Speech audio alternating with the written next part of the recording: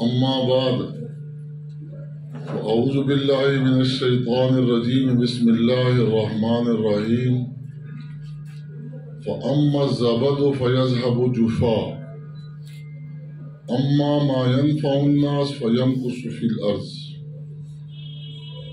وقال رسول الله صلى الله عليه وسلم خير الناس من ينفع الناس إن الله وملائكته يصلون على النبي يا أيها الذين آمنوا صلوا عليه وسلموا تسليما اللهم صل على سيدنا محمد النبي الأمي عليه وعلى آله وأصحابه وبارك وسلم وصل عليه۔ ادارہ حاضہ کی مینجمنٹ ایم ڈی صاحب،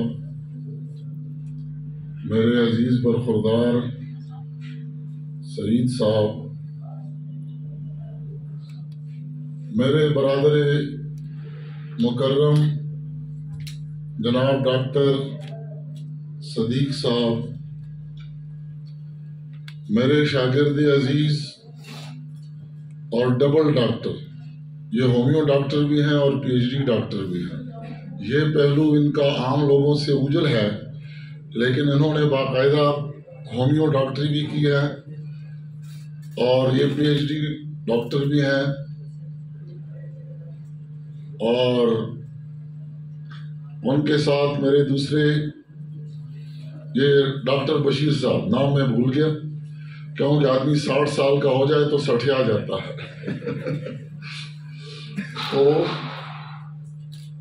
ان کے ساتھ میرے دوسرے شاگرد عزیز ہیں جناب گل محمد صاحب، جو پرائیویٹ اسکول ایسوسی ایشن کے پریزیڈنٹ بھی ہیں۔ دیگر میرے سامنے بیٹھے ہوئے مہمانان گرامی اور عزیز طلبہ، خوشی ہوئی اس بات پر کہ جناب سعید صاحب نے علاقے کی اور اس وقت حالات کی ضرورت کو محسوس کرتے ہوئے اس ادارے کی بنیاد رکھی ہے۔ یقیناً آج کے دور میں جو سب سے بڑی دوڑ ہے وہ انفارمیشن ٹیکنالوجی کے حوالے سے ہے۔ اس سے پہلے بھی انہوں نے ایک ٹیکنیکل ادارے کی بنیاد رکھی۔ انفارمیشن ٹیکنالوجی کے حوالے سے 3 چیزیں ہوتی ہیں جو اللہ پاک نے ہمیں عطا کی ہیں، اب ان کے اندر مزید جدت لانا یہ ہم پر چھوڑا ہے۔ انفارمیشن ٹیکنالوجی میں جو بنیادی عناصر ہیں اس کو خواص خمسہ کہا جاتا ہے۔ ہم جب کسی چیز کی معلومات حاصل کرتے ہیں تو 5 خاصیتیں اللہ پاک نے ہمارے اندر رکھی ہیں۔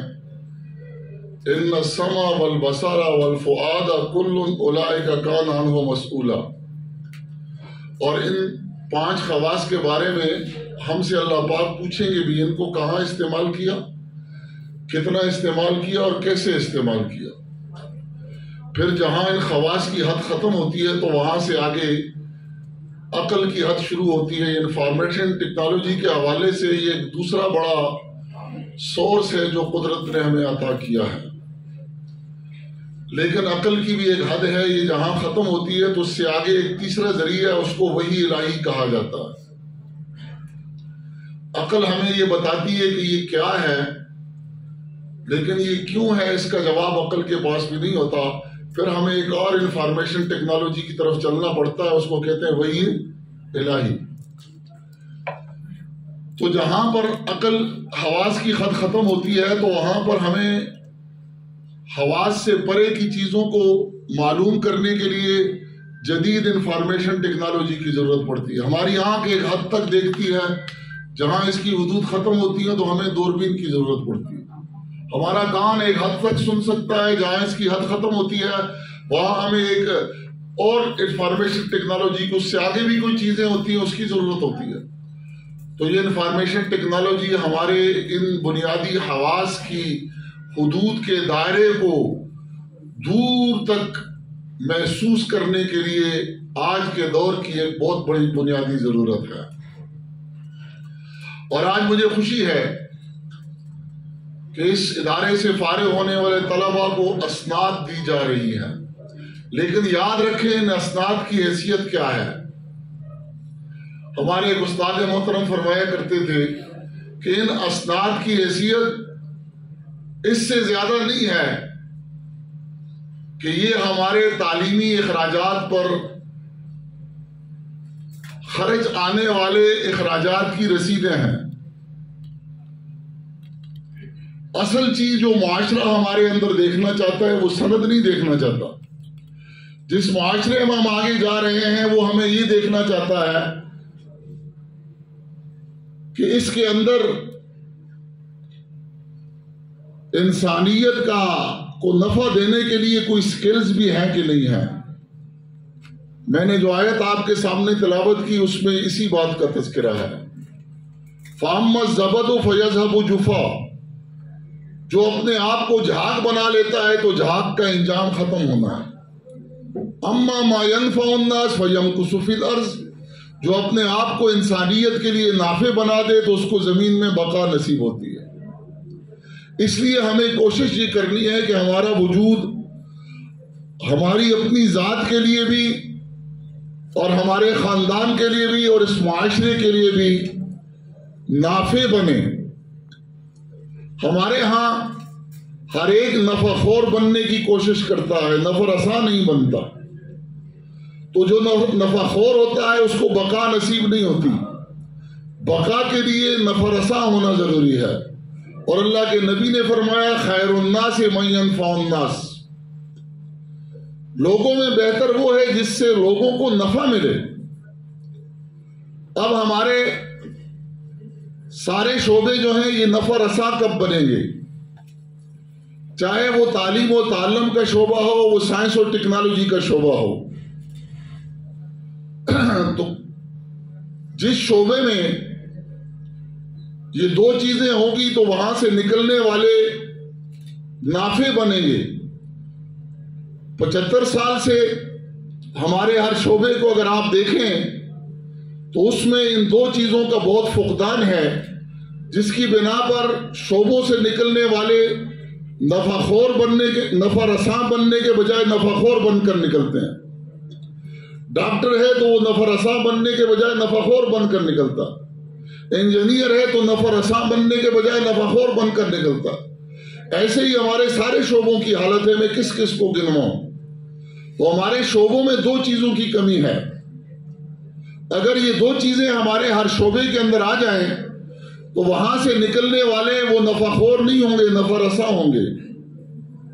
انہی کو زمین میں بقا نصیب ہوگی. اس لیے ہمارے اداروں میں بھی ان دو پر توجہ نہیں دی جاتی. اور وہ دو چیزیں کیا ہیں جس کی ہمیں ضرورت ہے؟ ہر ادارے کے اندر ان چیزوں کو لانا چاہیے. اس کے بغیر ادارہ نفع رساں انسانوں کو، معاشرے کو پرووائڈ نہیں کر سکتا. ان میں ایک چیز کیا ہے؟ اسے فضل کہتے ہیں، اور ایک چیز اس کو کمال کہتے ہیں. یعنی فضل اور کمال یہ دو چیزیں ایسی ہیں کہ یہ ہمارے شعبوں کے اندر بڑی مفقود ہیں. فضل کیا ہے؟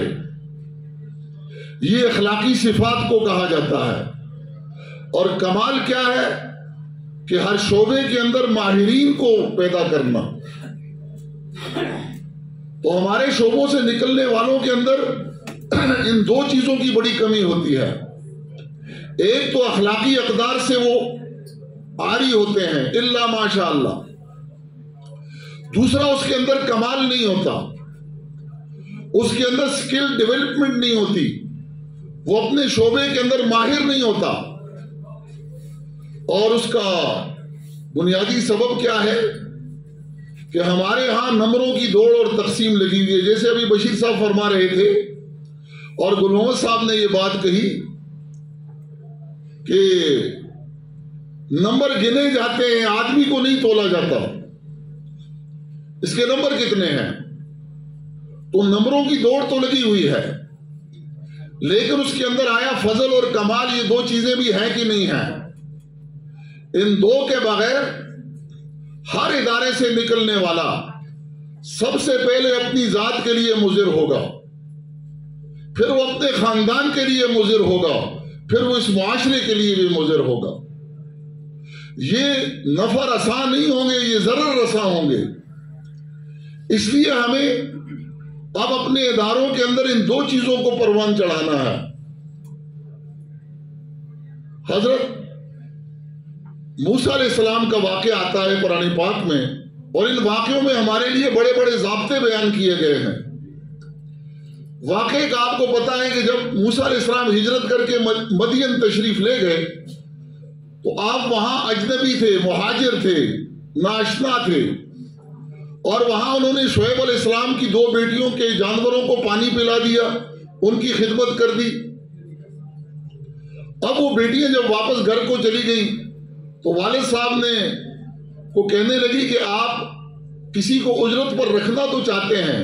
قالت احداہما یا ابت استاجرہ ان خیر من استاجرت القوی الامین۔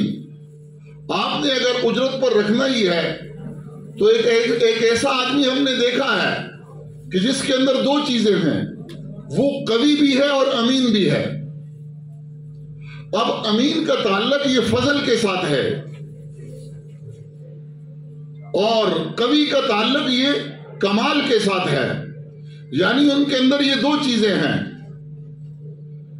وہ امین بھی ہیں، اور امانت ایک بہت بڑی اخلاقی صفت ہے، اور وہ قوی بھی ہیں۔ اس لیے ہمیں اپنے اندر اخلاقی صفات کو بھی پروان چڑھانا ہے، امانت اور دیانت کو پروان چڑھانا ہے، اور اپنے اندر قوت پیدا کرنی ہے۔ المومن قوی خیر من مومن ضعیف۔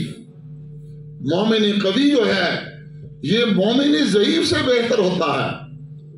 تو ہمیں اپنے اندر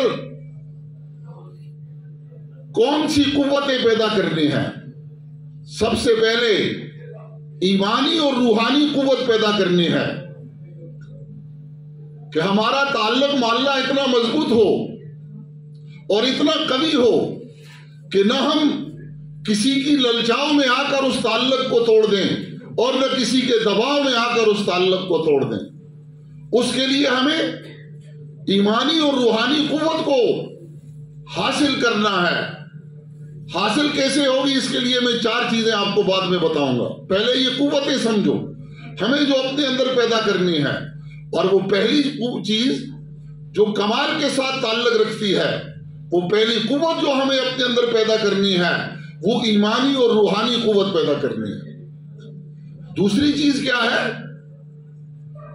وہ عبادات کی قوت اپنے اندر پیدا کرنی ہے۔ ہم اتنے کمزور ہیں آج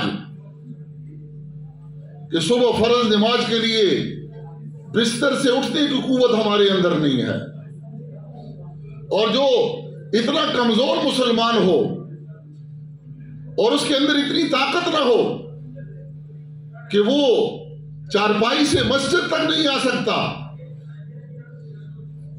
اس سے آپ کسی اور بات کی کیا امید رکھیں گے؟ دوسری چیز جو ہمیں اپنے اندر پیدا کرنی ہے وہ عبادت کی قوت اپنے اندر پیدا کرنی ہے، اور تیسری چیز جو ہمیں اپنے اندر پیدا کرنی ہے وہ اخلاقی قوت ہمیں اپنے اندر پیدا کرنی ہے، تاکہ حق کے ساتھ ہم جڑے رہیں، اور دنیا جو ہمیں زیادہ حق سے ہٹاتی ہے تو اس کے پاس 2 طاقتیں ہوتی ہیں، للچا کر یا دبا کر۔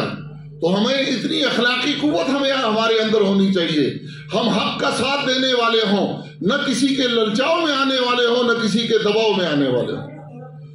اور چوتھی قوت جو ہمیں اختیار کرنی ہے وہ مطالعے کی قوت اپنے اندر پیدا کرو۔ کتاب سے ہمارا تعلق ٹوٹ چکا ہے، مطالعے کی قوت اپنے اندر پیدا کرو۔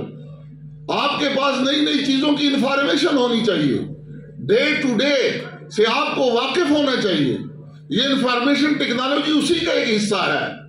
اور 5ویں چیز جو قوت کے حوالے ہمیں اپنے اندر پیدا کرنی ہے وہ مشاہدے کی قوت ہے. کہ ہم ہر چیز کو جب دیکھیں تو اس کو اتنی گہرائی کے ساتھ دیکھیں کہ اس کے اندر چھپی ہوئی حقیقتیں ہمارے اوپر منکشف ہونا شروع ہو جائیں. تو ہمیں اپنے مشاہدے کی قوت کو بڑھانا ہے، اور اس کے ساتھ ساتھ ہمیں اپنے اندر سلیقے کی قوت کو بڑھانا ہے کہ ہم ہر چیز کے ساتھ وہی رویہ اختیار کریں جس کی وہ حقدار ہو. تو ہمیں اپنے اندر اس قوت کو پیدا کرنا ہے، اور قوت کے ساتھ ساتھ جب یہ قوت پیدا ہوگی تو گویا ہمارے اندر کمال آ گیا، سکل ڈیولپمنٹ ہمارے اندر آ جائے، ہر شعبے کے اندر ہم باکمال ہوں. تو نقل سے آدمی باکمال نہیں بنتا. اس کے لیے ہمیں اس لعنت سے اپنے آپ کو چھڑانا پڑے گا.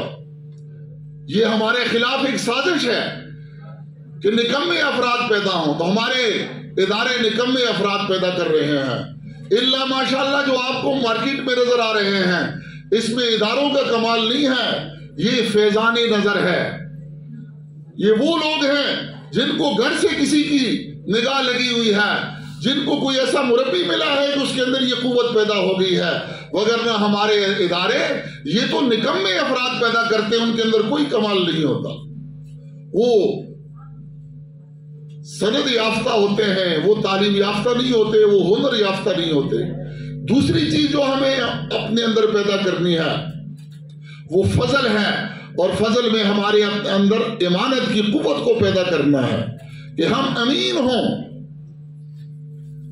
اور امانت تین طرح ہوتی ہے، بدن میں بھی ہم امین ہوں، منصب میں بھی ہم امین ہوں، اور قومی امور کے اندر بھی ہم امین ہوں. یہ بدن ہمارے پاس اللہ کی امانت ہے، اور اس بدن کو خدائی مرضی کے خلاف استعمال کرنا یہ خیانت ہے. قرآن کہتا ہے یعلم خائنۃ الاعین، اللہ پاک تمہاری آنکھوں کی خیانت کو بھی جانتے ہیں. آنکھ کا غلط استعمال، کان کا غلط استعمال، سوچ کا غلط استعمال، یہ خیانت ہے اس خدائی امانت میں. اس لیے آپ آزاد نہیں ہیں. میرا جسم میری مرضی نہیں ہے، یہ جسم بھی اللہ کا عطا کیا ہوا ہے، اور مرضی بھی کس کی چلے گی؟ اللہ ہی کی چلے گی. الا لہ الخلق والامر، پیدا بھی اس نے کیا ہے اور مرضی بھی اسی کی چلے گی. اگر بدن کو خدائی حکموں کے خلاف استعمال کیا جا رہا ہے یہ تو خیانت ہے، اور یہ فضل کی کمی ہے. اس لیے بدن کے اندر خیانت سے بچنا ہے، پھر منصب کے اندر خیانت سے بچنا ہے. اگر آپ استاد ہیں تو آپ کی ذمہ داری ہے کہ آپ اپنی صلاحیت اور وقت پورا ادارے کے اندر لگائیں. آپ کسی اور منصب پر ہیں، وقت اور صلاحیت پوری لگائیں. اور جو آدمی وقت اور صلاحیت پوری نہیں لگاتا وہ خائن ہے، وہ کرپٹ ہے. آج ہمارے اس ملک کو اس دیمک نے چاٹ لیا ہے. آپ جس ادارے کے اندر جاتے ہیں وہاں آپ کو امین لوگ نہیں ملتے.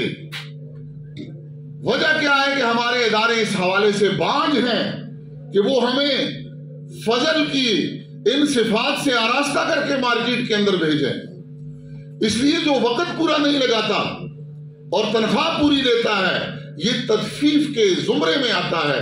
وَوَيْلٌ لِّلْمُطَفِّفِينَ الَّذِينَ إِذَا اكْتَالُوا عَلَى النَّاسِ يَسْتَوْفُونَ وَإِذَا كَالُوهُمْ أَوْ وَزَنُوهُمْ يُخْسِرُونَ. یہ ڈنڈی مارتے ہیں، معاوضہ پورا لیتے ہیں، لیکن وقت پورا نہیں لگاتے، صلاحیت پوری نہیں لگاتے. اور جو وقت اور صلاحیت اداروں کے اندر پوری نہیں لگاتا یہ خائن ہے، اور اس کے اندر فضل کی کمی ہے. تو منصب کے اندر بھی ہم خیانت نہ کریں، قومی امور کے اندر ہم خیانت نہ کریں. قومی امور میں ہم سے کوئی رائے پوچھی جاتی ہے، یہ ووٹ ایک رائے ہے، اور ہم سے پوچھا جاتا ہے. ہم اہل اور نااہل کا فرق نہیں کرتے، ہم ہر خرخشے کے حق میں ووٹ دے دیتے ہیں. یہ بھی بہت بڑی خیانت ہے. المستشار مؤتمن، مشورہ دینے والا امین ہوتا ہے، اور یہ اگر غلط آدمی کے بارے میں مشورہ دے رہا وہ آگے جا کر قومی امور کے اندر چوریاں کرتا ہے، وہ ڈاکے ڈالتا ہے، کیا ہماری آگے اسمبلی میں جن کو ہم نے بھیجا ہے کیا وہ اس معیار پر پورے اترتے ہیں؟ اور جس نے ان کو ووٹ دے کر آگے بھیجا ہے ان کی چوری چکاریوں میں یہ برابر کا شریک ہے۔ اس لیے ضروری چیز یہ ہے کہ ہم اپنے اداروں کے اندر ان دو چیزوں کو پروان چڑھائیں، ایک فضل اور دوسرا کمال ہے۔ فضل اخلاقی صفات ہیں، اور اخلاقی صفات میں سب سے بڑی صفت کیا ہے؟ وہ امانت ہے۔ یہ نقل بھی خیانت ہے، اور باقاعدہ ہمارے اداروں میں اس نقل کی پریکٹس کروائی جاتی ہے اور اسے حق سمجھا جاتا ہے۔ اور جو بچہ پہلی جماعت سے لے کر وہ ماسٹر ڈگری تک استادوں کی سرپرستی کے اندر نقل کر رہا ہو، یہ ملاوٹ نہیں ہے؟ اور اللہ کے نبی نے فرمایا کہ جس نے ملاوٹ کی وہ ہم میں سے نہیں ہے۔ پچھلے دنوں ایک پبلک اسکول بدقسمتی سے بورڈ نے اوگی کالج میں ان کا سینٹر رکھ دیا۔ وہ بڑے خوش تھے، جو ان کی اپنی عادت تھی، میں دیکھا کرتا تھا کہ چوک میں ان کا بورڈ لگا ہوا ہوتا تھا کہ ساری تحصیل میں کیا آ گئے؟ فرسٹ آ گئے، ٹاپر ہیں، نقل میں ٹاپر ہیں۔ تو بدقسمتی سے انہوں نے اوگی کالج میں ان کا سینٹر رکھ دیا۔ میں آفس میں بیٹھا ہوا مانیٹر کر رہا تھا، وہاں کیمرے لگے ہوئے ہیں، اور میری عادت سے بھی واقف تھے، میرا عملہ تو واقف تھا، لیکن وہ بیچارے ذرا ناشنا تھے۔ تو میں صبح صبح دیکھ رہا ہوں 5-6 آدمیوں کی پوری جماعت ہے، اور کسی کے پاس مرغے پکڑے ہوئے ہیں، اور کسی کے پاس تھرمس پکڑے ہوئے ہیں، اور کسی کے پاس کیا پکڑا ہوا ہے، اور وہ گیٹ سے ایک پوری جماعت اندر انٹر ہو گئی۔ تو وہاں کیمرے میں نے ان کو دیکھ لیا کہ بھئی یہ کیا تماشا ہے، یہ کون لوگ آ گئے ہیں کالج کو اتنا بڑا اعزاز ہمارا اور مہمانی کرنے کے لیے۔ تو میں نے دیکھا بجائے اوپر آنے کے وہ سیدھے ہال کی طرف جا رہے۔ تو میں نے چوکیدار کو بلایا کہ اندر کیوں چھوڑا، ان کو کیوں ہے، یہ کون لوگ ہیں، یہ کیسے آ گئے؟ وہ کہنے لگے جی ان کے اسکول کا سینٹر ہے یہاں کالج میں، اور یہ یہاں عملے کے لیے کھانا لے کر آئے ہیں۔ میں نے انہیں کہا کہ ان کو بھی بلاؤ، اور جو اصحاب بھیجے ان سب کو دفتر میں بلاؤ۔ تو میں نے انہیں کہا، یہ کہنے لگے جی مہمان ہیں۔ تو ہم نے کہا کہ ان کا اکرام ہو جائے۔ تو میں نے کہا یہ مہمان میرے ہیں، یہ یہاں کالج میں آئے ہیں، تو میں جو پھیکی چائے پی لیتا ہوں ان کو بھی پلا لوں گا جو میرے بس کے اندر ہے۔ میں مہمانوں کا اکرام جانتا ہوں، لیکن یہ اکرام کے نام پر جو آپ رشوت دے رہے اور لے رہے، اور آپ کے طلبہ جو اس حوالے سے نمبر لے رہے، یہ میں برداشت نہیں کرتا۔ میں نے اپنے سارے چپڑاسیوں کو منگوایا، کیا ہوا، یہ غنیمت کا مال ہے اور سارے بیٹھ کر اس کو کھا لیں، یہ آپ کے لیے حلال ہے۔ اور ان کو میں نے اپنی پھیکی چائے نیچے بھیج دی، اور پھر میں نے کہا کہ اس دفعہ میں آپ کا لحاظ کرتا ہوں، اگر گیٹ کے اندر میں نے دیکھ لیا تو وہ حشر کروں گا کہ آئندہ کے لیے آپ شاید اس کے بعد پھر نہ بورڈ نے وہ سینٹر دیا ہے وہی کہیں، اور نہ یہ ہوا ہے۔ تو یہ خیانت ہے، اور یہ خیانت کون کرا رہا ہے؟ ہم خود خائن تیار کرتے ہیں، چور اور چکے تیار کرتے ہیں، پھر جب وہ آگے جاتے ہیں تو ملک یہ لوٹ لیتے ہیں، اور والدین بھی آ کر سفارش کرتے ہیں۔ میں نے کئی مرتبہ پیرنٹس کو لیٹر لکھے، 38 سال میں نے اوگی کالج میں پڑھایا، اور میں نے والدین کو خط لکھے کہ ارے آؤ اور اپنے بچوں کا حساب ہم سے لو، یہ یہاں آ کر کیا کرتے ہیں۔ صرف 2 باپ ہیں، میں اتنی زندگی میں کامیاب ہوا ہوں، 2 باپ میں نے دیکھے، وہ آ کر ہم سے پوچھا کرتے تھے یہ میرے بچے کیا کر، آج ان کے بچے ماشاءاللہ وہ بہت اعلیٰ پوسٹوں پر کام کر رہے ہیں۔ صرف 2 باپ میں نے اگرور کے اندر دیکھے جنہوں نے آ کر اس 38 سالوں میں ہم سے پوچھا کہ ہمارے بچے یہاں کیا کر رہے ہیں، ان کی حاضریاں چیک کی، ان کے ریزلٹ چیک کیے۔ سال بھر تک رابطہ استاد سے کوئی نہیں، جیسے اس نے کھیت میں کھیتی کوئی بوئی نہیں، سال بھر عمر بیٹے کی اکارت جائے گی، چیز کوئی بھی مگر اس باپ نے کھوئی نہیں۔ امتحان کے وقت آئے اور سفارش کر گئے، قوم و ملت کے خلاف ایک اور سازش کر گئے۔ جب والدین بھی اولاد کے لیے سازش کر رہے ہوں، استاد بھی شاگردوں کے خلاف سازش کر رہے ہوں، تو اس قوم نے تو برباد ہی ہونا ہے۔ اس لیے میں کہتا ہوں کہ اس وقت ہمارے اداروں میں دو چیزوں کی ضرورت ہے۔ ایک کیا ہے؟ ان میں فضل پیدا کرو، اخلاقی صفات پیدا کرو، اور اخلاقی صفات میں سب سے بڑی صفت کیا ہے؟ وہ امانت کی صفت ہے۔ حضور علیہ السلام کو نبوت سے پہلے بھی صادق اور امین کہا جاتا تھا، اور یہ ہمارے ہاں جو 62-63 ضیاء صاحب نے بہت اچھا کیا تھا، اگر یہ امپلیمنٹ ہو جائے تو میرے خیال میں ہماری پوری جتنی قومی اور صوبائی اسمبلی ہے اس کا صفایا ہو جائے گا۔ ایک بھی آپ کو نہیں ملے گا جو صادق اور امین پر 62 اور 63 پر اترے۔ وجہ کیا ہے کہ ہمارے اداروں کے اندر یہ چیز سکھائی نہیں جاتی۔ تو دو چیزیں ہیں، ایک فضل اور ایک کمال۔ اب یہ دو چیزیں پیدا کیسے ہوں گی؟ کیونکہ ہمارے حضرت فرمایا کرتے تھے بھائی معاشرہ بھی بیمار ہوتا ہے جیسے افراد بیمار ہوتے ہیں، تو جیسے افراد بیمار ہوتے ہیں اس کے اسباب ہوتے ہیں، اس کا علاج ہوتا ہے۔ تو معاشرے کے اندر جب یہ کرپشن آ جاتی ہے اور معاشرے کے اندر نالائق افراد جب اوپر آ جاتے ہیں، معاشرہ بیمار ہو جاتا ہے۔ تو اس کے اسباب کیا ہیں؟ اس کے اسباب یہ فضل اور کمال کا نہ ہونا ہے، اور یہ پیدا کیسے ہوگا، اس کا علاج کیا ہے؟ میں ابھی علاج بتلا رہا ہوں۔ اس کے لیے ہمیں 4 کام کرنے ہوں گے۔ پہلی چیز کیا ہے؟ ہمیں اپنی نیت کو خالص کرنا ہے۔ کیا کرنا ہے؟ نیت کو خالص کرنا ہے، کیونکہ انما الاعمال بالنیات، اعمال کا دار و مدار نیت پر ہے۔ نیت اور عمل یہ دو چیزیں ہیں اس حدیث کے اندر جو بیان کی گئی۔ نیت دل کے ارادے کو کہا جاتا ہے، لیکن ہر ارادے کو نیت نہیں کہتے۔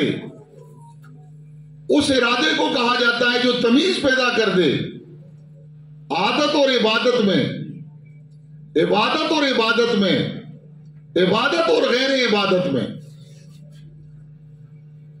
مثلا ایک آدمی صبح سے شام تک کوئی چیز کھاتا پیتا نہیں ہے، اس میں مختلف عوامل کار فرما ہیں۔ یا تو اس کو کھانے کی عادت ہی نہیں ہے، یا اس کو ڈاکٹر نے منع کیا ہے نہیں کھانا، اور یا عبادت سمجھ کر یہ نہیں کھا پی رہا۔ تو نیت اس ارادے کو کہتے ہیں جو ڈاکٹر کے کہنے سے اور اس کی عادت سے ممتاز کر کے اس کو عبادت بنا دے گا، اس نے روزہ رکھا ہوا ہے۔ تو کوئی عمل بغیر اندر کے دائیے کے نہیں ہوتا، اور اس دائیے کو نیت اور ارادہ کہا جاتا ہے۔ اب اس اندر کے دائیے کی وجہ سے کبھی متضاد عمل بھی نیکی ہو جاتے ہیں، اور کبھی ایک جیسا عمل کبھی نیکی ہو جاتا ہے اور کبھی گناہ ہو جاتا ہے۔ تو اس اندر کے دائیے کو ہمیں ٹھیک کرنا ہے۔ مثلا یہ اندر کا دائیہ اللہ کے ہاں کیا قیمت رکھتا ہے؟ ایک عمل ایک ہے اور نیت متضاد ہے۔ اب اس ایک عمل کرنے پر ایک کو ثواب ہوتا ہے، ایک کو گناہ ہو رہا۔ مثلا پیٹ کا پھاڑنا یہ عمل ایک ہے، ڈاکو بھی پیٹ پھاڑ رہا اور ڈاکٹر بھی پیٹ پھاڑ رہا، دونوں کے ہاتھ میں چھر رہا ہے۔ اب ڈاکٹر جو پیٹ پھاڑ رہا اس کو اجر و ثواب ہوتا ہے، ڈاکو جو پیٹ پھاڑ رہا اس کو گناہ ہوتا ہے۔ تو عمل اپنی ذات میں نہ قابل جزا ہوتا ہے نہ دافع سزا ہوتا ہے۔ اس کو قابل جزا اور دافع سزا بنانے والی چیز اس کی نیت ہوتی ہے۔ اس لیے عمل ایک ہی، نیت متضاد ہے، ایک کو ثواب ہوگا ایک کو گناہ۔ بعض اوقات عمل متضاد ہوتے ہیں لیکن اندر کی نیت کی وجہ سے دونوں کو اجر ہوتا ہے۔ مثلا حضور اسلام بیٹھے تھے ایک مجلس میں، ایک صاحب آئے اور انہوں نے تذکرہ کیا کہ حضور میں فلاں راستے سے آ رہا تھا تو میں نے دیکھا راستے میں کنواں تھا اور اس کے بعد جانور باندھنے کے لیے کوئی چیز نہیں تھی، تو میں نے ایک کھونٹی ایک قلعہ وہاں گاڑ دیا، اس لیے کہ لوگ یہاں آئیں گے اپنے جانور کو باندھیں گے اور پانی پیئیں گے اور ان کو آسانی ہو جائے گی۔ اللہ کے نبی نے فرمایا تو نے ٹھیک کیا۔ اب یہ مجلس برخاست نہیں ہوئی، ایک دوسرا شخص آیا کہنے لگا حضور میں راستے سے آ رہا تھا اور میں نے دیکھا کہ راستے میں کسی نے کھونٹی گاڑی ہوئی تھی، میں نے اس کو نکال دیا اس نیت سے کہ لوگ یہاں آئیں گے، رات کو ٹکر لگے گی اور گر پڑیں گے. تو حضور نے فرمایا تو نے بھی ٹھیک کیا. اب عمل متضاد ہے لیکن پیچھے دونوں کی نیت کیا ہے؟ ٹھیک ہے، تو دونوں کو اجر مل رہا ہے. اس لیے جو مدرسے کو جائے اس کی نیت ٹھیک نہیں ہے تو یہی علم کا حاصل کرنا، اسی سے جہنم کا افتتاح ہوگا. اور جو کالج اور یونیورسٹی کو جا رہا ہے اس لیے کہ میرے اندر کوئی ایسی صلاحیت پیدا ہو جائے، میں مخلوق خدا کی خدمت کر لوں اور اللہ کی رضا کو حاصل کر لوں، تو یقیناً یہ کالج جانا بھی اس کا اللہ کی رضا اور قرب کا ذریعہ بن جائے گا. اس لیے ہمیں سب سے پہلے اپنی نیتوں کو ٹھیک کرنا ہے. نیت اگر ٹھیک ہے تو کالج اور یونیورسٹی کے اندر آپ یہ سائنس اور ٹیکنالوجی پڑھ کے بھی اللہ کو راضی کر سکتے ہیں. نیت ٹھیک نہیں ہے، پڑھتا ہے بخاری جو بغیر اخلاص و محبت، پھر بخار آتا ہے اس کو بخاری نہیں آتی. اس لیے میں سب سے پہلے یہ کہوں گا کہ اس چیز کو حاصل کرنے کے لیے ہمیں سب سے پہلے اپنی نیت کو ٹھیک کرنا ہے کہ ہم معاشرے کے اندر مفید شہری بنیں اور ان ہتھیاروں کے ذریعے ہم اللہ کے دین کی خدمت کرنے والے بن جائیں.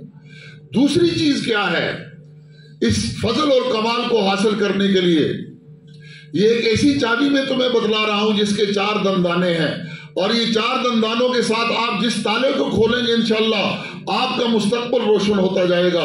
ان میں سب سے پہلے اپنی نیتوں کو ٹھیک کرو، خالص اللہ کو راضی کرنے کی نیت سے آ کر ان چیزوں کو سیکھو اور اپنے اندر صلاحیت پیدا کرو. مخلوق خدا کی خدمت کی نیت سے ان چیزوں کو سیکھ کر آگے معاشرے میں جائیں. دوسری چیز یہ ہے کہ آداب کی پابندی ہو. اس چیز کو سیکھنے کے لیے آپ کے اندر آداب ہونے چاہیے، اور اس میں سب سے پہلے ادارے کا ادب ہو، استاد کا ادب ہو اور کتاب کا ادب ہو. ادارے کا ادب کیا ہے؟ آپ کے پاس جتنی ادارے کی چیزیں ہیں، یہ جتنا فرنیچر ہے اور جتنے انسٹرومنٹ ہیں، یہ امانت ہے. آپ نے ان کا وہ پرایا گدا کسی کو جب مل جائے نا تو پھر وہ نہیں دیکھتا کہ بس پرایا گدا ہے اس پر زیادہ بوجھ لاد دیتا ہے. تو یہ ساری چیزیں آپ کے پاس امانت ہیں. یہ کمپیوٹر ہیں، ان کو ایسے استعمال کرنا ہے کہ اپنی ذاتی چیز سے بھی زیادہ اس کی حفاظت کرنی ہے. یہ فرنیچر ہے، اس کو آپ نے اس کی خوب حفاظت کرنی ہے. ان دیواروں کی حفاظت کرنی ہے. اس پر کوئی ایسی چیز نہ لکھیں جو طلباء کے ہاتھوں میں خارج ہوتی ہے، وہ لکھتے رہتے ہیں اور یہ بھی خیانت ہے. تو یہ آداب کے خلاف ہے. آپ نے ادارے کا ادب کرنا ہے. اور دوسرا یہ کہ ادارے کے اندر آنے کے جو SOPs ہیں، جو خاص وردی آپ کو کہا گیا ہے، اس کا بھی اہتمام کریں. میں اکثر صبح کالج میں راؤنڈ کرتا ہوں تو بعض بچوں کے گلے میں کالج کارڈ نہیں ہوتا، تو میں اکثر ان کو ایک بات کہا کرتا ہوں کہ بھائی کالج بات کارڈ کی نہیں ہے، بات ادارے کے اصول توڑنے کے مزاج کی ہے. اگر صرف کارڈ کی بات ہوتی میں تمہیں معاف کر دیتا، لیکن یہ چیز مجھے انڈیکیٹ کرتی ہے کہ آپ کے مزاج کے اندر بگاڑ ہے اور آپ اس وقت ادارے کے اصول اور قوانین کو توڑ رہے ہیں. اور ان اصول اور قوانین کو توڑنا آپ نے یہاں سے سیکھا ہے. پھر جب آپ جائیں گے عملی زندگی میں تو وہاں کے آپ اصول اور قوانین کو بھی توڑیں گے. آپ ایڈمنسٹریٹر ہوں گے، وہاں کے قوانین کو توڑیں گے. آپ سب آرڈینیٹ ہوں گے تو وہاں کے قوانین کو توڑیں گے. اور سیکھا آپ نے ادارے کے اندر سے ہے. اس لیے آپ نے ادارے کے آداب کا بھی لحاظ رکھ کر اس کی بات سیکھنی ہے تاکہ آپ کو فضل اور کمال یہ دو چیزیں حاصل ہو سکیں. پہلی چیز اپنی نیت کو ٹھیک کریں، اور دوسری چیز کیا ہے؟ آداب کو سیکھیں. اس میں سب سے پہلے ادارے کا ادب ہے، پھر اپنے استاد کا ادب سیکھیں. علی کرم اللہ وجہ فرماتے ہیں جس نے مجھے کوئی ایک چیز سکھا دی وہ میرا استاد ہے. اور استاد کا ادب کرنے سے علم کا فیض دلوں کے اندر منتقل ہوتا ہے. حضرت امام غزالی رحمۃ اللہ علیہ ایک کتاب لکھ رہے تھے اور فقہ کے اندر ضرورت پڑتی ہے کون کب جوان ہوتا ہے. اب کتے کے بارے میں آ کر اٹک گئے کیونکہ امام نے کب کتے رکھے تھے کہ اس کو پتہ چلے کہ کتا کب جوان ہوتا. تو وہ اس سوچ میں بیٹھے ہوئے تھے کہ قریب سے ایک بھنگی گزر رہا تھا جو صفائی مفائی کرتے ہیں. انہوں نے پوچھا حضرت کیوں متفکر ہیں؟ فرمایا میں دیکھتا ہوں کتا کب جوان ہوتا ہے مجھے کوئی اس کی علامت نظر نہیں آتی. اس نے کہا جب یہ ٹانگ اٹھا کر پیشاب کرے یہ جوان ہو جاتا ہے. اب یہ بات انہوں نے لکھی. ایک بات سیکھی. ایک دفعہ جمعے کے اندر خطبہ دے رہے, دور سے وہ آدمی کہیں صفائی کے لیے جا رہا ہے نظر آ گیا, آپ ممبر پر کھڑے ہو گئے. اس وقت تک نہیں بیٹھے جب تک وہ پاس سے گزرا نہیں ہے. بعد میں کسی نے پوچھا حضرت آپ ممبر پر کیوں کھڑے ہو گئے تھے؟ فرمایا میرے استاد محترم جا رہے تھے, میں ان کے اکرام میں کھڑا ہو گیا تھا, جب تک وہ میری نظروں سے اوجھل نہیں ہوئے میں اکرام میں کھڑا رہا. اس لیے ایک معلومات ہوتی ہے, ایک علم کا نور ہوتا ہے. اگر آپ ادب نہیں کریں گے معلومات تو آپ کو آ جائیں گے, وہ شیطان کے پاس بھی بہت ہیں, لیکن علم کا نور آپ کے سینوں میں منتقل نہیں ہوگا جب تک آپ کو استاد کا ادب نہیں ہوگا. ایسے ہی کتاب کا ادب بھی سیکھیں. کتاب بائیں ہاتھ میں پکڑ لیتے ہیں ہمارے طلبا, اس کے اندر علم ہے, علم اللہ کی صفت ہے. آپ نے ناک بائیں ہاتھ سے صاف کرنا ہے, استنجا بائیں ہاتھ سے کرنا ہے, کتاب کو بائیں ہاتھ سے پکڑنا, یہ تو کتاب کی بے ادبی ہے. پھر کتاب کا ہم ادب نہیں کرتے. ایک بہت بڑے فقیہ ہیں, ان سے کسی نے پوچھا آپ کو اتنا بڑا علم کیسے حاصل ہوا؟ کہنے لگے میں نے کتاب کا ادب کیا ہے. میں نے جب بھی کتاب کھولی اگر وہ میری طرف الٹی آئی ہے تو میں نے کتاب کو اپنی طرف سیدھا نہیں کیا, میں خود کتاب کی طرف سیدھا ہو کر بیٹھ گیا. تو کتاب کا ادب کریں. تو ہمارے ہاں امتحانوں کے دنوں میں کتاب کا کتنا بڑا ادب ہوتا ہے. کتاب یہ دماغ میں ہونی چاہیے اور وہ سلوار میں پڑی ہوئی ہے. جو سلواروں والا علم کیا علم ہوتا ہے, اور وہاں سے نکالا اور لکھ لیا, اور پھر کتابوں کو پھاڑا جاتا ہے, غسل خانوں کے اندر رکھی جاتی ہے. میں نیا بالاکوٹ کالج میں میری اپائنٹمنٹ ہوگی 1988 کی بات ہے, اور وہاں اسی سال میری ڈیوٹی لگ گئی ایز اے سپرڈنٹ یہاں کی کالج میں. امتحان لینے میں نے ایک ہی ڈیوٹی بورڈ کی ہے بحیثیت ممتحن. کبھی کبھی جاتا تھا انسپیکشن کے لیے, اور ان کو بھی میں یہ کہتا تھا عملے کو, دیکھو آپ کا بھی امتحان ہے اور میرا بھی, ہم سارے کمرے امتحان میں ہیں. البتہ یہ ہے کہ ان طلبا کی انگریزی کا امتحان ہے, اور جو آپ اوپر سپورٹنٹ اور عملہ ہے ان کے فرض کا امتحان ہے, اور میرے بھی فرض اور ایمان کا امتحان ہے. اور یاد رکھیں اگر آپ انگریزی اور فارسی میں فیل ہو گئے آپ جہنم نہیں جائیں گے, لیکن آپ کا یہ عملہ اگر فیل ہو گیا تو میری اور ان کی جگہ جہنم ہے. اس لیے میں کوشش کرتا تھا کہ میں بھی امتحان میں فیل نہ ہو جاؤں, اور وہ لڑکے تو اکثر فیل ہو جاتے تھے. تو اس لیے میں امتحان کی ایک ہی میں نے ڈیوٹی زندگی میں کی, اور میں جو اگی آئے تو سارے طلبہ بڑے خوش تھے. کلیوال راغل ہے, ہاں اپنے علاقے کا آدمی ہے اور وہ آ گیا ہے. تو پھر میں نے جب یہاں امتحان لیا تو پھر میرے گھر میں آ کر والد صاحب مرحوم زندہ تھے, تو لوگ آ کر ان کو شکایتیں کرتے تھے کہ بھئی علاقے کا آدمی اور اتنی زیادہ سختی کرتا ہے. میں نے کہا میں نے کسی کے ہاتھ کو روکا نہیں ہے, میں تو صرف چوری سے روکتا ہوں. تو اس کے بعد میں نے امتحان کی ڈیوٹی کبھی نہیں کیا. اور وجہ کیا ہے کہ آوے کا آوا بگڑا ہوا ہے. اگر آپ اپنے فرض کو پورا کرتے ہیں تو بڑی ہرڈلز آپ کے سامنے آ جاتی ہیں, لیکن بہرحال میں نے اپنا میسج ضرور کنوے کیا ہے. تو بات میں یہ کر رہا تھا کہ میں جب یہاں آیا تو اس میں ایک چیز یہ حائل ہوئی, اس وقت اسلامیات کا پیپر تھا اور پہلا پارہ سارے کا سارا قرآن پاک کا اس میں ہوتا تھا.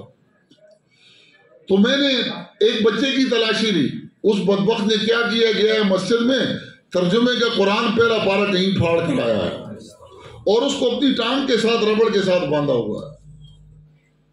میں نے اس کو جب پکڑا تو اس کا جو حشر میں نے کرنا تھا وہ تو میں نے کر لیا, لیکن میں نے کہا اگر یہ کام کوئی ہندو اور سکھ کر لے سارے پاکستان میں جلوس نکلیں گے قرآن کی بے حرمتی ہو گئی. اور یہ اسلامیات کے پرچے میں, یہ باقی پرچوں میں یہ جو اسلام کی بے حرمتی کون کر رہا ہے, یہ سکھ عیسائی اور یہودی کے بچے ہیں کہ مسلمانوں کے بچے ہیں؟ تو اس وقت ہم کہاں بیٹھے؟ کیا ہمارے اداروں میں فضل اور کمال سکھایا جاتا ہے؟ چوری اور چکاری سکھائی جاتی ہے، فریب اور فراڈ سکھایا جاتا ہے۔ سکھاتا کون ہے؟ باپ سکھاتا ہے اور استاد سکھاتا ہے۔ یہ ان دو کا کام تھا۔ اب وہ بھی آیا ہے سفارش کرنے کے لیے، اور یہ بھی یہاں چشم پوشی کر رہا ہے۔ تو آداب نہیں ہے ہمارے اندر، تو ادارے کا ادب سیکھو، استاد کا ادب سیکھو اور کتاب کا ادب سیکھو۔ یہ جو چابی تھی اس کے دو دندانے میں نے آپ کو بتائے۔ پہلی چیز کیا ہے؟ آپ نے نیت کو ٹھیک کرنا ہے۔ دوسری کیا ہے؟ دوسرا کیا کرنا ہے؟ آداب کی پابندی کرنی ہے۔ اور تیسرا کیا ہے؟ آپ نے محنت کرنی ہے۔ نامی کوئی بغیر مشقت نہیں ہوا، نامی کوئی بغیر، جس شعبے میں ہو وہاں آپ نے محنت کرنی ہے۔ نامی کوئی بغیر مشقت نہیں ہوا، 100 بار جب عقیق کٹا تب نگے ہوا۔ آپ نے محنت اور کوشش کرنی ہے۔ والذین جاہدوا فینا لنہدینہم سبلنا، فرمایا جو مجاہدہ کرتا ہے ہم اس کے لیے بہت سے راستے کھول دیتے ہیں۔ ایک راستہ نہیں، کئی راستے کھل جاتے ہیں۔ جن کے لیے راستے نہیں کھلتے، یہ ڈگری یافتہ ہوتے ہیں، سند یافتہ ہوتے ہیں، یہ تعلیم یافتہ نہیں ہوتے۔ منزل کی جستجو میں کیوں پھر رہا ہے راہی، اتنا عظیم ہو جا منزل تجھے پکارے۔ اور وہ کب ہوگا؟ جب آپ محنت شاقہ کریں گے، آگے بڑھنے کی کوشش کریں گے۔ دیکھو بچوں، ہرن اور شیر صبح دو فکریں لے کر نکلتے ہیں۔ ہرن شیر کے حملے سے بچنے کے لیے نکلتا ہے، اور وہ کہتا ہے کہ میں دوڑ لگاؤں گا تاکہ شیر مجھ پر حملہ آور نہ ہو۔ اور شیر ہرن کے شکار کی فکر لے کر نکلتا ہے، اور وہ کیا کہتا ہے کہ میں دوڑ لگاؤں گا تاکہ میں ہرن کا شکار کر سکوں۔ اب ان میں کامیاب کون ہوتا ہے؟ جو دوڑ میں آگے ہو جائے۔ اگر ہرن آگے ہو گیا تو شیر سے بچ گیا، اور شیر آگے ہو گیا تو ہرن کا شکار کر لیا۔ اس لیے تمہاری بھی یہ دوڑ ہے، ہر صبح اٹھو تو دیکھو کہ تم کتنا دوڑ لگانے والے ہو۔ اس لیے محنت شاقہ کرو، اور جو بھی محنت کرتا ہے اس کے لیے قدرت راستے کھول دیتی ہے۔ اور چوتھی چیز جو آپ نے اپنے اندر پیدا کرنی ہے وہ ہے تقوی۔ کیا چیز؟ تقوی کسے کہتے ہیں؟ تقوی کہا جاتا ہے کہ اللہ کی فرمان برداری کا شوق تمہارے دل کے اندر پیدا ہو جائے، اور اس کی نافرمانی کا خوف تمہارے دل کے اندر پیدا ہو جائے۔ اور تقوی یہ سارے دین کا خلاصہ ہے۔ وَمَن يَتَّقِ اللَّهَ يَجْعَل لَّهُ مَخْرَجًا وَيَرْزُقْهُ مِنْ حَيْثُ لَا يَحْتَسِبُ۔ اور تم تقوی اختیار کرو گے، اللہ پاک تمہیں ایسی جگہ سے روزی دے گے جہاں سے تمہارا گمان بھی نہیں ہوگا۔ اور یہ تقوی اختیار کرنے کے لیے آپ نے ابتدا کرنی ہے سچ سے۔ کس چیز سے؟ سچ سے۔ تقوی سارے دین کا خلاصہ ہے۔ ابتدا آپ نے سچ سے کرنی ہے۔ یا ایھا الذین آمنوا اتقوا اللہ وقولوا قولا سدیدا، اے ایمان والو تم اللہ کا تقوی اختیار کرو اور تم سچ کہنے پہ آ جاؤ۔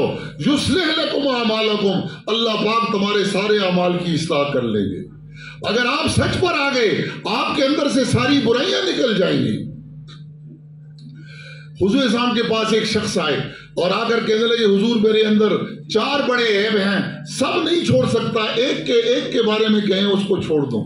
جھوٹ بھی کہتا ہوں، شراب بھی پیتا ہوں، چوری بھی کرتا ہوں، زنا بھی کرتا ہوں۔ اللہ کے نبی نے ایک بات اس کو کہی، کیا کہا؟ جھوٹ نہیں کہنا۔ کیا کہا؟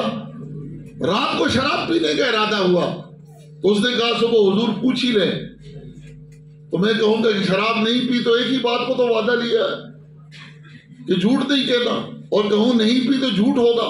سوچتے سوچتے کہا کہ بہتر یہ کہ شراب ہی نہ پیو۔ چوری کا ارادہ ہوا، اسی خیال نے اس کو باندھے رکھا۔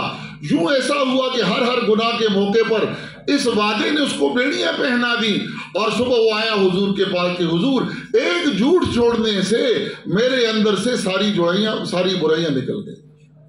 اس لیے حضرت فرماتے تھے، ہمارے شیخ حضرت فرمایا کرتے تھے کہ اولاد کو 3 چیزیں سکھا دو تو بیڑا پار ہو جائے گا۔ سب کچھ سکھایا ہے، 3 نہیں سکھائیں تو بیڑا غرق ہو جائے گا۔ پہلی چیز کیا ہے کہ ان کو سچ سکھاؤ۔ کیا سکھاؤ؟ ان کو سچ سکھاؤ، اور اولاد کو اور شاگردوں کو یہ بات کہہ دو کہ سب چیزوں پر کمپرومائز ہو جائے گا، جھوٹ پر نہیں ہوگا۔ اگر وہ کوئی نقصان کر کے سچ بتا دیں، مسکرا کر ٹال دو، اور اگر انہوں نے جھوٹ کہہ کر اپنے آپ کو بچا دیا اور آپ بھی خوش ہو گئے تو آپ نے اس کا بیڑا غرق کر دیا۔ اس لیے اولاد کو سچ سکھاؤ، اور سچ کیسے سکھائے گا؟ استاد بھی سکھائے گا اور ماں بھی اور باپ بھی سکھائے گا۔ حضور بیٹے تھے، ایک عورت آئی، ایک عورت بھی پاس بیٹھی ہوئی، اور انہوں نے اپنے بچی کو بلایا، آؤ بیٹا آپ کو میں کوئی چیز دیتی ہوں۔ جب وہ قریب آئی انہوں نے کھجور نکال کر دے دی۔ حضور نے فرمایا اگر تو اس کو یہ نہ دیتی تجھے جھوٹ کا گناہ لکھا جاتا۔ اس لیے بچوں کے ساتھ وعدہ کرو، اس کو پورا کرو۔ بچے میں آپ کے لیے بازار سے کوئی چیز لاؤں گا، اب باپ خالی ہاتھ آتا تو بیٹا سمجھتا ہے کہ باپ جھوٹ بول رہا۔ یہ ہم خود بچوں کو یہ جھوٹ سکھاتے ہیں۔ گھر میں دستک ہو رہی، باپ کے ملنے کا موڈ نہیں ہے، بیٹے کو بھیجتا ہے، جاؤ بھائی بیٹا باہر جا کر کہو ابو کہتے ہیں کہ ابو گھر میں نہیں ہے۔ اب اس کو انٹرنیشنل فراڈیا بنا دیا اس بات میں۔ تو اولاد کو اگر کچھ نہ سکھایا، سچ سکھا دیا، اس کا بیڑا پار ہو جائے گا۔ دوسری چیز جو ان کو سکھانی ہے وہ نظم الاوقات ہے، کہ ہر کام کو اس کے وقت پر کرنے والے بنے۔ آپ اگر ہر کام کو وقت پر کرنے والے بنیں گے، ایک دن میں پانچ کام بھی آپ کر سکتے ہیں۔ ہمارے شیخ حضرت اشرف علی تھانوی صاحب نور اللہ مرقدہ 2200 کتابوں کے مصنف تھے، اور ان کا تربیتی سلسلہ تھا، خانقاہ کی، اس میں تربیت بھی کرتے تھے، اور تحریک پاکستان میں قائد اعظم کے شانہ بشانہ انہوں نے بہت بڑا کام بھی کیا۔ حکیم بھی تھے اور مدرسہ کے محتمم بھی تھے۔ ان سے کسی نے پوچھا آپ اتنے کام کیسے کر پاتے ہیں؟ فرمایا میرے پاس نظم الاوقات ہے، میں ہر کام کو اس کے وقت پر کرتا ہوں، لہٰذا ایک دن میں 5 کام کر لیتا ہوں۔ یہی تربیت ان سے ڈاکٹر بھائی صاحب رحمۃ اللہ علیہ جو ہمارے دادا پیر تھے، وہ اپنے زمانے کے ٹاپ کلاس کے وکیل بھی تھے، اور دارالعلوم کراچی کے وہ صدر بھی تھے، اور تصنیف و تالیف کا کام بھی کرتے تھے۔ ان کی خانقاہ بھی تھی، اس میں تربیت بھی کرتے تھے۔ ان سے کسی نے پوچھا کہ آپ اتنے سارے کام کیسے کرتے ہیں؟ کہنے لگے میرے پاس نظم الاوقات ہے، میں ہر کام کو اس کے وقت میں کرتا ہوں، اس لیے میں دن میں اتنے کام کر لیتا ہوں۔ میں انہی کا شاگرد ہوں، مجھ سے بہت سے پوچھتے ہیں، اس وقت میرے بہت سے شاگرد یہاں بیٹھے ہوئے ہیں کہ آپ اتنے سارے کام کیسے کر لیتے ہیں، کہ ادھر سے خطابت بھی ہے، امامت بھی ہے، اور ساتھ خانقاہی سلسلہ بھی ہے، تصنیف و تالیف بھی ہے، اور 2 کلینک بھی میں ساتھ چلایا کرتا تھا، اور اگی کالج کے اندر میں نے پروفیسری بھی کیا۔ الحمدللہ میں نے بچوں کے وقت پر کمپرومائز نہیں کیا۔ اگر کالج 9 بجے لگتا تھا تو میرا 0 پیریڈ پورے صبح میں مشہور ہے، میں نے ہمیشہ 8 بجے کلاس لی ہے۔ لیکن یہ سارے کام کیسے ہوتے تھے؟ یہ ٹائم مینجمنٹ سیکھو، ہر کام کو اس کے وقت پر کرنا سیکھو، تو ایک دن میں آپ 5 کام کر سکتے ہیں۔ ٹائم مینجمنٹ نہیں ہوگی تو ایک وقت میں آپ ایک کام بھی نہیں کر سکتے۔ اس کے لیے ضروری ہے کہ اپنی اولاد کو 5 وقت نماز کا پابند بناؤ۔ ان الصلاۃ کانت علی المؤمنین کتابا موقوتا۔ اگر وہ 5 وقت نماز کے پابند ہوں گے تو ان کے اندر ٹائم مینجمنٹ آ جائے گی۔ یہ دوسری چیز ہے۔ تیسری چیز یہ ہے کہ ان کو تواضع سکھاؤ۔ تواضع یہ کہ ان کے اندر سے تکبر کو مٹاؤ، اور اس کے لیے ضروری ہے کہ گھر میں مہمان آ جائے تو بچوں کے ہاتھ میں ہاتھ دھونے کی چیز دے دو، تاکہ ان کے ہاتھ دھلائے، ان کے اندر سے خمار نکلے۔ مہمانوں کی خدمت ان سے کرواؤ۔ گھر میں کبھی کبھی جھاڑو خود بھی لگا لیا کرو، ان سے بھی لگوا لیا کرو، تاکہ اندر سے یہ خمار نکلے، ان کے اندر تواضع پیدا ہو جائے۔ یہ 3 کام جس نے اپنی اولاد اور شاگردوں کو سکھا دیے، کچھ نہیں سکھایا تو یہ فضل اور کمال والا بن جائے گا۔ سب کچھ سکھایا، یہ 3 چیزیں نہیں سکھائی ہیں تو کیا ہوگا؟ پڑھ پڑھ کے بنے پتھر، لکھ لکھ کے بنے چور، جس علم سے مولا ملے وہ علم ہے کچھ اور۔ اس لیے یہ ضروری چیز ہے کہ ان کو سچ سکھاؤ، اور سچ بولنا کوئی اتنا آسان نہیں ہے۔ اس کے لیے یہ ہے کہ آپ سچوں کے ساتھ رہو۔ کس کے ساتھ رہو؟ یا ایھا الذین آمنوا اتقوا اللہ، اے ایمان والو تم تقوی اختیار کرو، وکونوا مع الصادقین۔ کس کے ساتھ رہو؟ سچوں کے ساتھ رہو۔ دیکھو دوستی کرنی ہے تو اس کے ساتھ رکھو جو سچ بولنے والا ہو، جس کا دل، جس کی زبان اور جس کا عمل ایک ہو، 1000 خوف ہو لیکن زبان ہو دل کی رفیق۔ یہی رہا ہے ازل سے قلندروں کا طریق۔ اس لیے حضرت فرمایا کرتے تھے، آخری بات کہتا ہوں، کہ صداقت کے ساتھ زندہ رہنا یہ شہادت کی موت سے بھی افضل ہے۔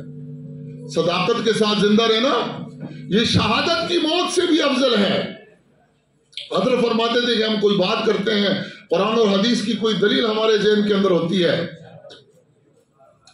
جنگ بدر کا واقعہ، جنگ احد کا واقعہ بیان کرتے تھے کہ احد میں جب اچانک خالد بن ولید نے حملہ کر دیا اور وہ فتح جب شکست میں بدل گئی، حضور اسلام کے 2 دندان مبارک بھی شہید ہو گئے، اور اس گھاٹی میں جب حضور نے پناہ لی چند صحابہ کے ساتھ، میں نے وہ جگہ دیکھی جہاں حضور صلی اللہ علیہ وسلم نے پناہ لی تھی، تو کفار میں سے ایک آیا اور اس نے للکارا کہ مسلمانوں میں کوئی میرے مقابلے کے لیے نکلے، تو ابوبکر صدیق رضی اللہ عنہ کھڑے ہوئے تھے، تو حضور اسلام نے ان کو ہاتھ سے پکڑ کر بٹھا دیا اور کہا کہ ارے صدیق اپنی موت سے مجھے غمزدہ نہ کر۔